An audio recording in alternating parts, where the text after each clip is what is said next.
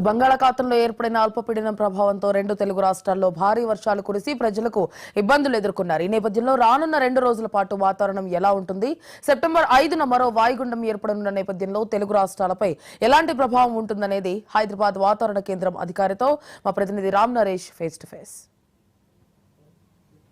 బంగాళాఖాతంలో ఏర్పడిన వాయుగుండం ప్రభావంతో తెలుగు రాష్ట్రాల్లో దాదాపు 3 రోజుల పాటు భారీ వర్షాలు కురిశాయి. దీంతో వరదలు రావడంతో తెలుగు ప్రజలు చాలా ఇబ్బందులు పడ్డారు. తెలంగాణతో పాటు అటు ఆంధ్ర ప్రజలు కూడా చాలా ఇబ్బందులు పడ్డ పరిస్థితి అయితే ఉంది. రాబోయే 2 రోజుల పాటు వాతావరణం ఎలా ఉంటుందో మనం ఇక్కడ శ్రావణ్ గారిని అడిగి తెలుసుకుందాం. మేడం, అంటే రాబోయే 2 రోజులు వాతావరణం ఎలా ఉండబోతుంది, ఏ ప్రాంతాల్లో వర్షాలు పడే అవకాశం ఉంది? మనకి ఈ వాయుగుండం అనేది పూర్తిగా బలహీనపడింది. విదర్భ పరిసర ప్రాంతాల్లో అల్పపీడనంగా మారింది.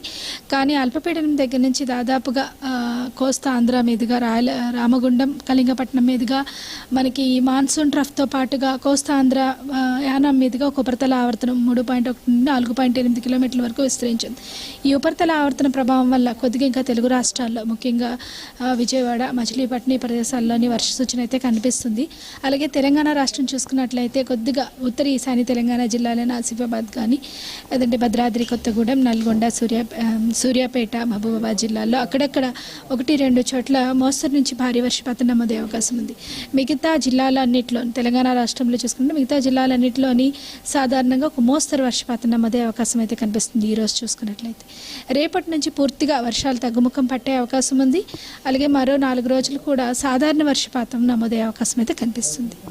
అయితే ప్రధానంగా అంటే తెలుగు రాష్ట్రాలకు సంబంధించేసి భారీ వర్షాలు అంటే దాదాపు 30 నుంచి 40 సెంటీమీటర్ల మీద వర్షపాతం నమోదవుతుంది. ఇలాంటి వర్షాలు పడటానికి ప్రధాన కారణం మనకి తీరం దాటుతున్నప్పుడే మనకి వాయుగుండంగా తీరం దాటడం వల్ల దాని తీవ్రత ఉధృతిగా ఉండడం వల్ల, అంతేకాకుండా మనకి దాదాపుగా మున్నేరు ఈ పరిసర ప్రాంతాల్లోంచి కొద్దిగా నీటి ఆవిరి శాతం కూడా అధికంగా ఉండడం వల్ల ఏమవుతుందంటే మనకి మహబూబాబాద్ జిల్లా కానీ అలాగే సూర్యాపేట జిల్లాలో, ఖమ్మం జిల్లాల్లోని అత్యధిక వర్షపాతం నమోదవడం జరిగింది. 40 సెంటీమీటర్ల కంటే కూడా అధికంగా నమోదవడం జరిగింది. అలాగే చాలా చోట్ల భారీ నుంచి అత్యంత భారీ వర్షపాతం 25 ప్రదేశాల్లో మనకి అత్యంత భారీ వర్షపాతం నమోదవడం జరిగింది. అలాగే మనం తెలుగు జిల్లాల్లో చూసుకున్నట్లయితే మనకి ప్రకాశం బ్యారేజ్ కానీ లేదంటే విజయవాడ, అమరావతి దగ్గర 20 సెంటీమీటర్ల పైన కూడా వర్షపాతం నమోదవడం జరిగిందనమాట.